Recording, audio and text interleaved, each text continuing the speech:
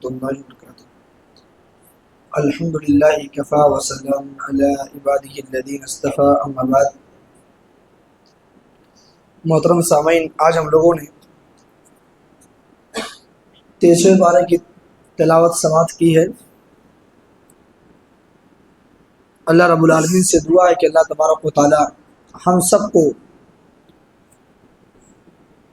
نیک عمل کرنے کی توفیق دے، اور جو ہم اب تک روزہ رکھے ہیں یا تراویح کی نماز ادا کی ہے، اللہ تبارک و تعالی ہمارے اس عمل کو قبول فرمائے. آج ہم لوگ 23ویں پارے کی تفسیر نہیں دیکھیں گے، بلکہ سورہ سبا کی ایک آیت کو لے کر اللہ کے راستے میں خرچ کرنا اور زکوٰۃ کے کچھ مسئلے آپ کے سامنے رکھنا چاہتا ہوں. انشاءاللہ کل 24 اور 23 کی کچھ آیتوں کی تفسیر دیکھ لیں گے. اللہ تبارک و تعالی نے فرمایا قرآن کریم کے اندر کہ جو لوگ اللہ کے راستے میں خرچ کرتے ہیں، جو لوگ اللہ کے راستے میں خرچ کرتے ہیں اپنے مال کو، تو ان کی مثال کیسے ہے؟ جیسے 7 بالیاں اگے اور ہر بالی میں 100 دانے ہو. اللہ کے راستے میں جو خرچ کرتے ہیں، جو اللہ کے راستے میں دیتے ہیں اپنے مال کو جو لٹاتے ہیں، تو ان کی مثال اللہ تبارک و تعالیٰ دے رہا ہے کہ 7 بالیاں اگے اور ہر ایک بالی میں 7 بالیاں اگے اور ہر ایک بالی میں 100 دانے ہوں، یا اس سے بھی زیادہ اللہ تبارک و تعالیٰ جس کو چاہے دے دے.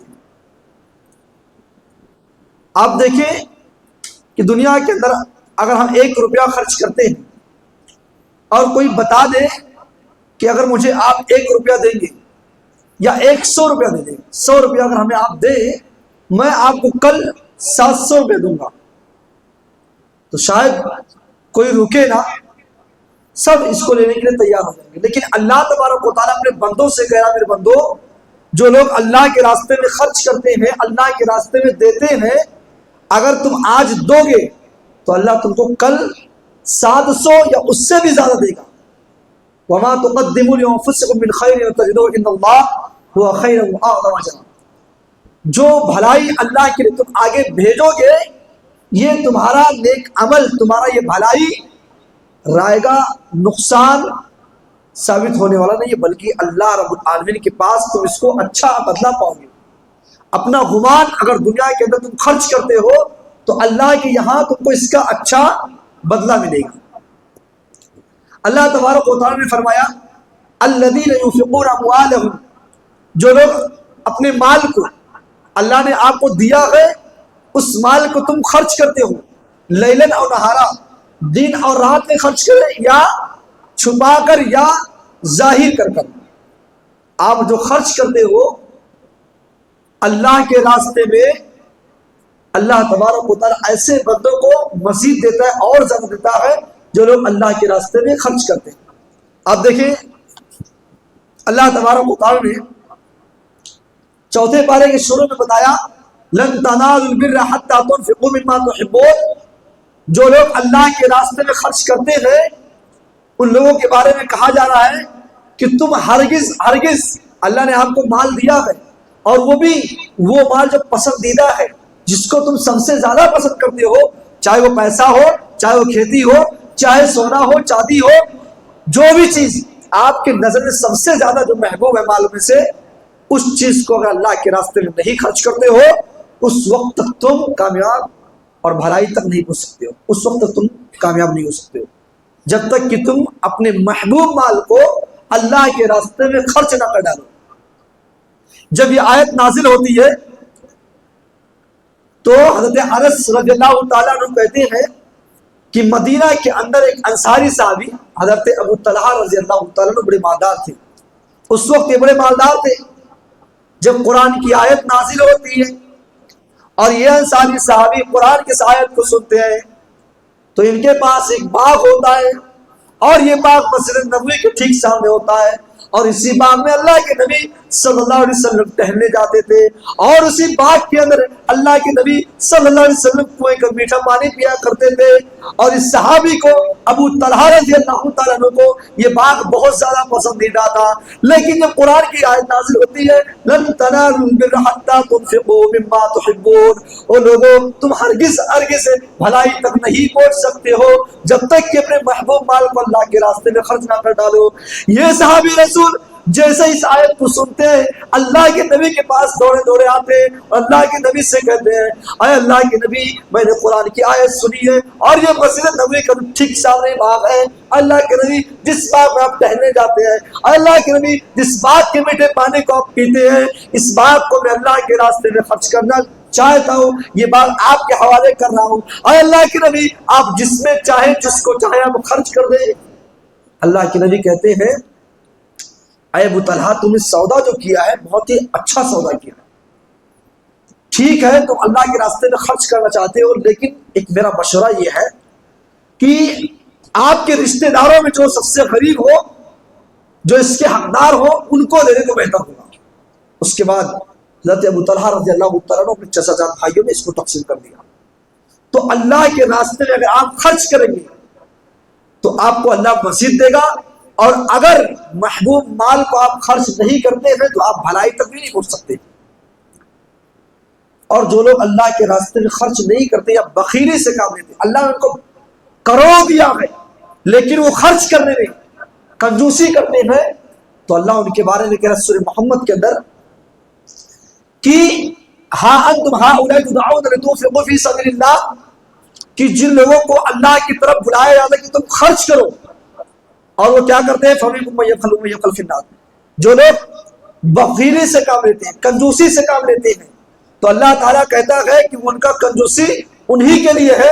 वल्लाहुल गनी व अंतुम फुकरा, अल्लाह गनी है, फकीर तो तुम हो ना, अल्लाह तो मालदार है, अल्लाह को तुम्हारे चीज की कोई जरूरत नहीं है, फकीर तो तुम हो।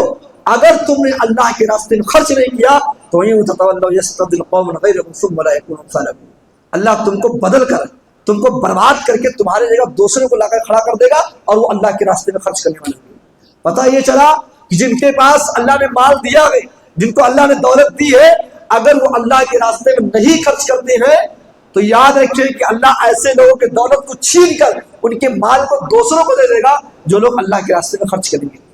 इसीलिए हम सबको चाहिए कि अल्लाह के रास्ते में अगर अल्लाह ने माल दिया है तो उसको हम खर्च करें। और ये रमजान मुबारक का महीना है, इसमें अगर कोई आदमी खर्च करता है तो उसको कई गुना सवाब मिलेगा, कई गुना, हर चीज की नेकियां और उसका सवाब इस महीने में बढ़ जाता है। इसीलिए अक्सर लोगों को देखा जाता है कि अपने ज़कात का माल जो है वो रमजान ही के महीने निकालते। क्यों? इसलिए उनको पता है कि रमजान के महीने के अंदर हम जो माल खर्च करेंगे अल्लाह उसका कई कई गुना देगा।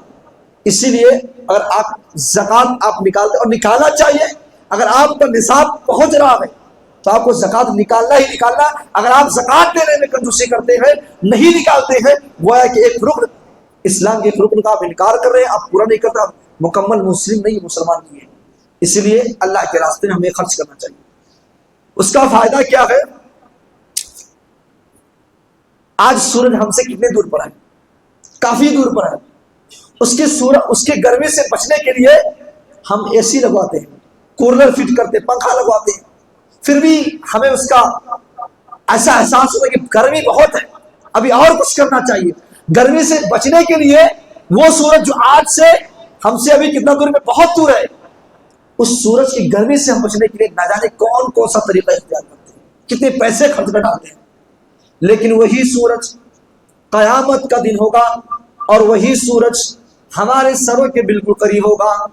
अगर लोग अपने हाथों का इशारा कर उठाए तो सूरज को टच कर देंगे, और लोगों की कैफियत यह होगी कि पसीना किसी का घुटने तक होगा, किसी का पैर तक होगा, और किसी का कमर तक होगा, और किसी का गर्दन तक होगा, किसी के पूरे चेहरे तक होगा। ऐसे हालत में एक सदका करने वाला, अल्लाह के रास्ते में खर्च करने वाला अपने सदक़े के साये में होगा। कुल्लु इम्रिइन फी ज़िल्लि सदक़तिही, जो लोग सदका देते हैं, अल्लाह के रास्ते में खर्च करते हैं, वो अपने सदक़े के साये में होंगे। हत्ता युक़ज़ा बैन नास, यहाँ तक कि लोगों के दरमियान फैसला कर दिया जाएगा। और यही नहीं, क़यामत के दिन कोई साया नहीं होगा, सारा कोई इंसान है, हर इंसान अपने साये के लिए तरसेगा। اور ڈھونڈے گا کہیں سایہ مل جائے. ہر انسان گرمی میں پڑا ہوگا اور انسان کو سایہ کی ضرورت پڑے گی، لیکن اللہ کا صرف سایہ ہوگا، اور اللہ کے سائے میں، اللہ کے عرش میں صرف 7 لوگوں کو جگہ دی جائے گی. 7 قسم کے لوگ ہوں گے، اور ان 7 میں سے ایک آدمی وہ ہوگا وَرَجُلٌ تَصَدَّقَ بِصَدَقَةٍ فَأَخْفَاهَا حَتَّى لَا تَعْلَمَ. جو آدمی اللہ کے راستے میں صدقہ کرتا ہے، اللہ کے راستے میں دیتا ہے، فَأَخْفَاهَا، اور اپنے مال کو چھپا کر دیتا ہے، کہ جس کو دے رہا ہے دیتے وقت اس کو بھی نہیں پتا چلتا کہ وہ مجھے کتنا پیسہ دیا ہے، بعد میں اس کو پتا چلتا ہے دیکھنے کے بعد کہ فلاں آدمی نے مجھے اتنا پیسہ دیا ہے. اگر ایسا کوئی سماج کے اندر ہے، اگر ایسا ہے کہ وہ اپنے مال کو اللہ کے راستے میں کسی کو زکات دے رہا ہے، کسی کو صدقہ دے رہا ہے، کسی کو ہدیہ دے رہا ہے، اور دینے والے کو خود نہیں پتا چل رہا ہے، اس لیے مثال اللہ نے دیا کہ دائیں ہاتھ سے دے رہا ہے، بائیں کو پتا نہیں چل رہا ہے. ایسا خرچ کرو کہ اپنے دائیں ہاتھ سے دو، اور آپ کے جسم میں جو ٹچ ہے، جو بایاں ہاتھ، اس کو نہ پتا چلے. ایسا خرچ کرنا چاہیے. ظاہری طور پر بھی ہم خرچ کر سکتے ہیں، کوئی غلط نہیں، ریاکاری نہ ہو تو ہم دکھا کر بھی خرچ کر سکتے ہیں، لیکن سب سے زیادہ بہتر طریقہ یہ کہ چپکے سے دیا جائے، یہ بہتر طریقہ ہے. آئیے ایک صحابہ ایک صحابیہ کے واقعے کو دیکھ کر اس کے بعد زکات کے کچھ مسئلے کو دیکھ لیتے ہیں.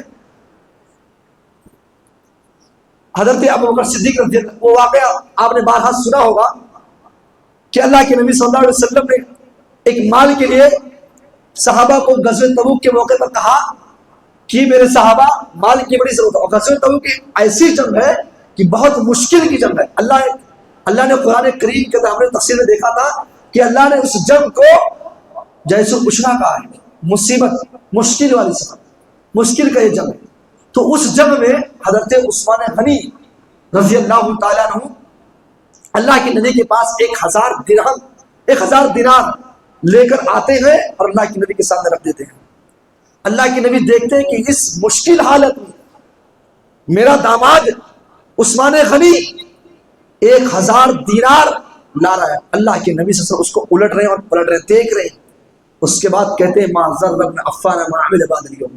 آج کے بعد عثمان غنی صرف فرض عمل کرے، فرض چیزوں پر عمل کرے، نفلی کوئی عبادت نہ کرے، جنت میں جانے سے کوئی اس کو روک نہیں سکتا.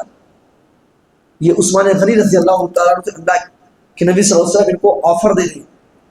یہ اللہ کے راستے میں اتنا خرچ کرتے تھے، جب بھی اللہ کے نبی نے اعلان کیا ہے داماد رسول عثمان غنی رضی اللہ تعالیٰ عنہ کھڑے ہو جاتے تھے، کھڑے ہو جاتے تھے. کبھی ایسا احساس نہیں ہونے دیا اللہ کے نبی کو کہ مال کی ضرورت پڑ رہی ہے، اتنا کم پڑ رہا ہے. عثمان غنی پورا دینے کے لیے تیار ہو جاتے تھے.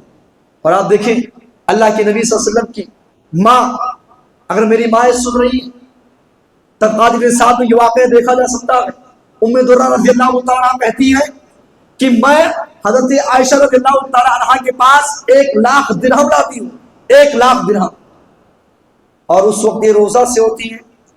اب عائشہ رضی اللہ تعالیٰ عنہ روزے سے ہیں، اور ام درہ 1,00,000، ام درہ رضی اللہ تعالیٰ عنہ 1,00,000 درہم ام عائشہ کے پاس لاتی ہے اور ام عائشہ کو دے دیتی ہے.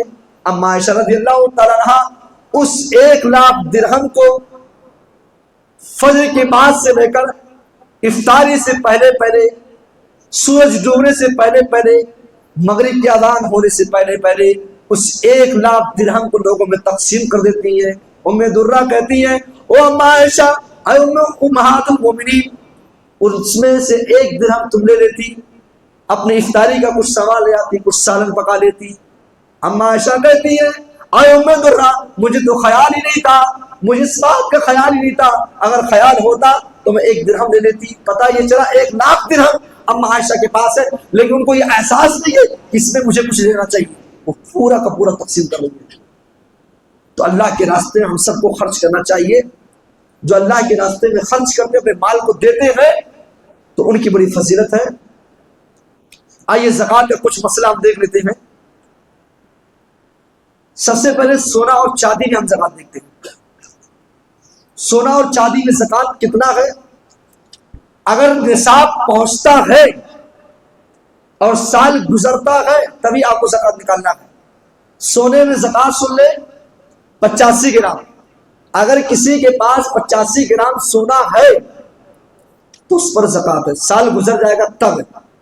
کنڈیشن ہے 85 گرام آپ کے پاس سونا ہے، موجودہ وزن کے اعتبار سے 7.5 تولہ، 85 گرام ہو اور موجودہ وزن دیکھیں تو 7.5 تولہ۔ چاندی کا نصاب کیا ہے؟ 595 گرام۔ اگر کسی کے پاس 595 گرام چاندی ہے، سال گزر گیا، موجودہ وزن کے اعتبار سے 52.5 تولہ، تو اس میں سے آپ کو 2.5% 40واں حصہ سال گزر گیا تب۔ اب کسی کے پاس 83 گرام ہے یا اس سے اور کم ہے تو اس پر زکات نہیں ہے۔ 85 گرام ہے، 7.5 تولہ ہے تو سونے میں زکات ہے، کم ہے تو نہیں ہے۔ اب اللہ کے راستے میں کچھ خرچ کر سکتے ہیں، منع نہیں کیا جا سکتا، لیکن نصاب کو پہنچ رہا ہے، سال گزر رہا ہے تب اس پر زکات ورنہ زکات نہیں ہے۔ یہ سونا اور چاندی کا معاملہ ہے۔ اس کے بعد پیسے کا زکات۔ اگر آپ کے پاس پیسہ ہے تو سن لیں کہ 100 روپے میں 2.5 روپے آپ کو اس میں زکات نکالنا پڑے گا۔ اس میں بھی کنڈیشن ہے کہ یہ آپ کے پاس 100 روپیہ ہے، اس کو آپ بینک بیلنس کر دیے، اپنے گھر میں کہیں کونے میں رکھ دیے، 1 سال گزر گیا، آپ نے اس کو چھوا نہیں، آپ نے اس کو خرچ نہیں کیا، ویسے کہ ویسے پڑا رہ گیا 100 روپیہ۔ میں ایک مثال دے رہا ہوں اسے، ویسے تو آپ کے پاس چاہے 1 لاکھ ہو، اسی حساب سے آپ جو ہے حساب کر لیجیے گا کتنا بنے گا۔ 100 روپے میں جب آپ نے رکھا، اس کو 1 سال گزر گیا تو آپ کو 100 روپے میں 2.5 روپیہ زکات نکالنا۔ سال گزر گیا تو مثلا آپ نے شوال کے مہینے میں 100 روپیہ رکھا ہے، لیکن دوسرا شوال آتے آتے وہ 100 روپیہ خرچ ہو گیا 1 مہینہ پہلے ہی۔ مثلا کہ آپ نے 10ویں مہینے میں رکھا ہے اور دوبارہ جب 10واں مہینہ آ رہا ہے، یعنی 10واں مہینہ آنے سے پہلے 9ویں مہینے میں آپ سے خرچ ہو گئے تو پھر زکات نہیں ہے۔ سال گزر گیا تب اس 100 روپے میں آپ 2.5 روپے نکالیں گے۔ اب آپ کے پاس 10,000 ہے، 50,000 ہے، 1 لاکھ ہے، تو ایسے آپ حساب کرنے نکل جائے گا۔ اب اگر آپ کسی کو کچھ قرضہ دیے، اگر آپ نے کسی کو کچھ پیسہ قرضہ دیا، کیا اس پر زکات ہے یا نہیں؟ مثلا آپ نے کسی کو 50,000 روپے قرضہ دیا، سال گزر گیا، اس پر زکات نکالیں گے یا نہیں نکالیں گے؟ تو اس پر بھی زکات ہے، لیکن اس کی 2 کنڈیشن ہیں۔ پہلی کنڈیشن یہ ہے کہ آپ نے جس کو زکات دیا ہے، جس کو آپ نے قرض دیا ہے، 50,000 روپیہ آپ نے جس کو دیا ہے، یعنی مقروض، آپ قرض دینے والے ہیں، اور جو آپ کا قرض لیا ہوا ہے وہ اس بات کا اقرار کرے کہ ہاں میں آپ کا قرض لیا ہوں، آپ نے مجھے اتنا روپیہ دیا ہے، وہ اس بات کا اقرار کرے، اور اس کے بعد وہ دینے کی طاقت بھی رکھے، یا اگر وہ نہیں دے رہا ہے تو کیس کے ذریعے سے اگر آپ اس سے وصول سکتے ہو 50,000 روپیہ، اور آپ کو یقین ہے کہ میں 50,000 روپے سے وصول لوں گا، تو اس 50,000 پر زکات ہے۔ اس کا طریقہ کیا ہے؟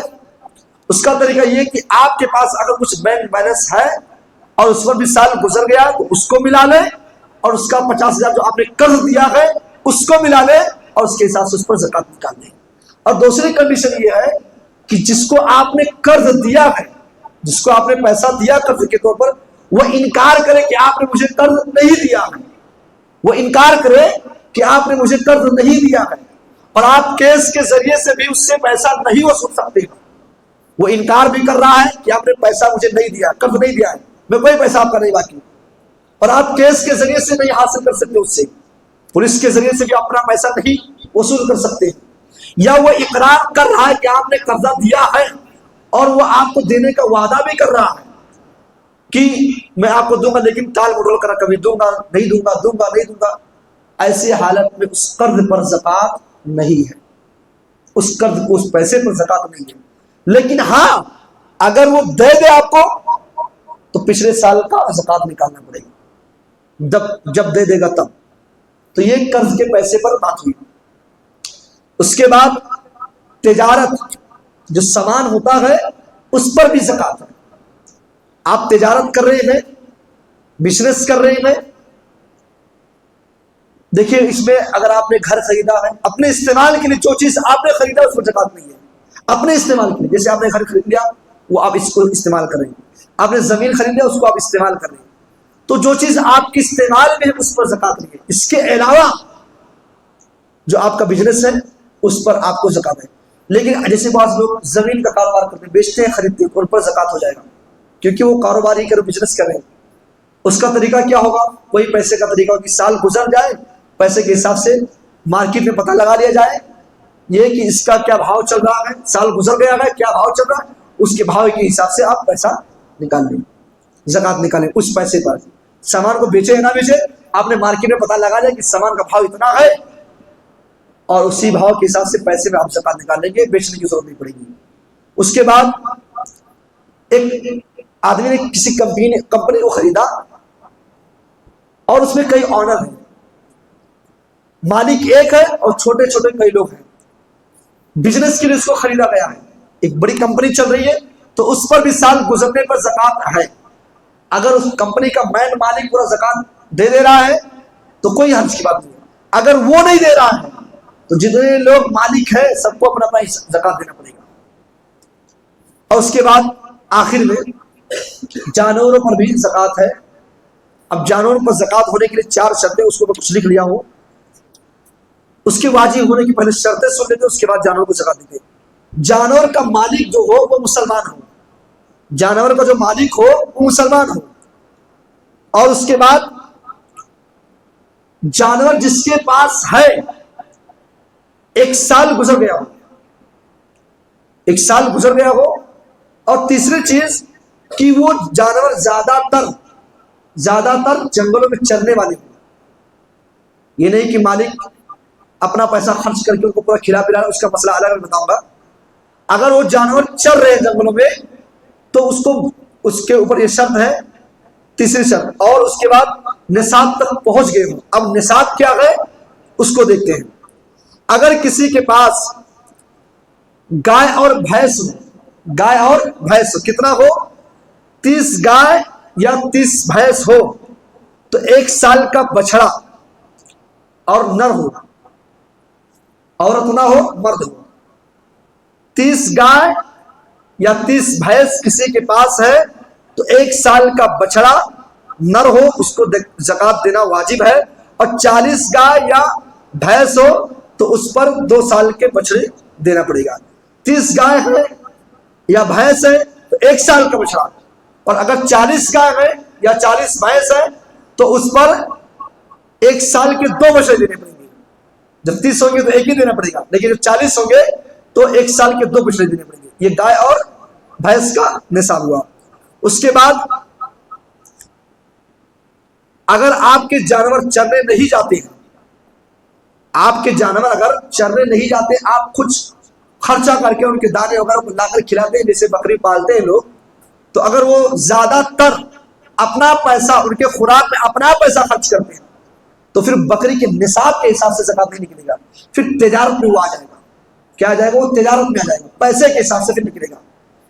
آپ کے پاس جتنی بکریاں ہوں گی، مثلا 10ویں مہینے میں آپ کے پاس 40 بکریاں ہیں اور آپ 1 سال گزر گئے، 40 کی 40 بکریاں ہیں، تو آپ کو اس 40 بکریوں کی قیمت لگانا پڑے گا. جو موجودہ ریٹ چل رہا ہے وہ قیمت لگانا پڑے گا. مثال کے طور پر 80,000 ہو گیا ساری بکریوں کا، تو اس میں پیسے کے حساب سے 2.5% آپ کو نکالنا پڑے گا. 80,000 ہو گیا تو آپ کو 2.5% اس 80,000 روپے نکال لینا. یہ ان بکریوں کا مال کا حصہ ہے جو زیادہ تر مالک کے پیسوں کے ذریعے سے اپنے خوراک کو اپنے پیٹ میں بھرتی ہے. یعنی مالک اپنا پیسہ دے کر ان کو کھلاتا پلاتا ہے. اور اگر وہ جانور جو چرنے جاتے ہیں، زیادہ تر چر کر اپنے پیٹ کو پالتے ہیں، تو ان کا نصاب الگ ہے. ان کا نصاب کیا ہے؟ اگر 40 سے 120 بکری ہو، 40 سے 120 بکری ہو تو اس پر 1 بکری زکات ہو. کسی کے پاس اگر 40 سے لے کر 120 تک ہے تو اس کو 1 بکری زکات میں دینا ہوگا. اگر 39 ہے تو کوئی زکات نہیں، 38 ہے کوئی زکات نہیں. 40 جیسے پہنچی، اب چاہے 50 ہو، چاہے 60 ہو، چاہے 70 ہو، چاہے 120 ہو، 119 ہو، تو اس کو کتنا دینا ہوگا؟ 1 بکری دینا ہوگا. اب کسی کے پاس 121 بکری سے لے کے 200 بکریاں ہیں تو اس کو 2 بکریاں دینا پڑے گا. اب کسی کے پاس اگر 121 بکری آ گئی تب یہ نہ سوچے کہ 120 میں 1 بکری صرف 1 بکری کے بڑھنے پر ایک اور ایکسٹرا دینا پڑ رہا ہے تو دینا پڑے گا. 2 بکریاں ہو گئی. ایسے ہی ہر 100 پر ایک بکری بڑھتی جائے گی. اب ایک اور مسئلہ ہے زکوٰۃ کے تعلق سے، جیسے کہ 2 لوگ آپس میں بکری جلا رہے ہیں. 2 لوگ ہیں حصے داری میں. اب وہ کیا کر رہے ہیں، 20 بکری ان کی ہے اور 20 بکری ان کی ہے. ابھی زکوٰۃ کا مہینہ نہیں آیا، سال گزرنے والا ہے. گزرنے سے پہلے یہ دونوں مکس کام کر رہے ہیں، مکس میں ہیں. جیسے سال گزرنے والا بکریوں پر، تو اب یہ سوچتے ہیں کہ ایک کام کرتے ہیں، اپنا اپنا حصہ الگ کر لیتے ہیں تاکہ 40 بکریاں ان کے پاس ہے، ان کے اوپر تو 1 بکری زکوٰۃ ہو رہی ہے، یہ ایک میں ہے. لیکن زکوٰۃ کا جب ٹائم آ رہا ہے تو کہتے ہیں کہ 20 بکری تم لے لو، اب 20 بکری میں رکھ لوں. جب زکوٰۃ کا ٹائم نکل جائے گا پھر مکس کر لیں گے. یہ دھوکہ ہے، زکوٰۃ دینا پڑے گا. یہ دھوکہ ہے ایک طرح سے. تو اس میں بھی زکوٰۃ ہے، وہ ہوشیاری نہیں چلے گی. اسلام آپ کے تمام ہوشیاریوں سے واقف ہے، اس لیے زکوٰۃ کے جو بھی مسائل آپ کے سامنے رکھے گئے کما حق ہم سب کو ادا کرنا چاہیے. اور اس رمضان المبارک کے مہینے کے اندر سب سے بہترین طریقہ ہے صدقہ زکوٰۃ دینے کا، کہ آپ کسی کو کھانا کھلا دیں. کسی کو آپ کھانا کھلا دیں. اگر آپ کسی کو کھانا نہیں کھلا رہے، آپ اس کو پیسہ دے دیں، اور ایسا دیں کہ اس کو بھی نہ پتا چلے کہ میں کتنا اس کو دیا ہوں. اس کو پتا نہ چلے کہ سامنے والا مجھے کتنا پیسہ دیا. آپ کسی کو کپڑا پہنا دیں. عید کے موقع میں دیکھیں کہ کسی کا چپل نہیں ہے، آپ اس کو چپل لا کر دے دیں. یہ ایک خوشیوں میں اپنے صدقے کو بانٹنے کا موقع ہے، زکوٰۃ دینے کا موقع ہے. اور اس مہینے میں جو اللہ کے راستے میں خرچ کرتے ہیں، اللہ کے راستے میں دیتے ہیں، اللہ تبارک و تعالیٰ تمام نیکیوں رمضان کے مہینے بڑھا دیتا ہے. اس لیے رمضان کے مہینے میں ہم سب کو زیادہ سے زیادہ خرچ کرنا چاہیے. اور یہ جو چند دن بچے ہیں اس کو ہم غنیمت سمجھے. جو نہیں خرچ کیے ہیں ابھی بھی وہ کسی کو کھانا کھلا سکتے ہیں، کسی کو جو ہے تحفہ تحائف دے سکتے ہیں، کسی کو صدقہ دے سکتے ہیں. زکوٰۃ نہیں نکالے ہیں تو اگر نصاب پہنچ رہا ہے تو زکوٰۃ دے دیں. اگر نصاب سمجھنے میں کچھ گڑبڑی ہے تو وہ مل سکتے ہیں، پہنچ سکتے ہیں. لیکن نصاب میں کچھ گڑبڑی نہ ہو. اگر زکوٰۃ آپ کے اوپر فرض ہے تو آپ نکالیے، کیونکہ اس کے بہت سے نقصان. اگر آپ زکوٰۃ نہیں نکالتے ہیں تو وہ قرآن کی آیت ہم نے تفسیر میں دیکھا تھا کہ وہی مال آپ کا، وہی سونا، وہی چاندی، وہی مال قیامت کے دن اژدہا صاحب بن جائے گا. اور اس سونے اور چاندی کو گرم کیا جائے گا اور آپ کے گلے کا توق بنا دیا جائے گا.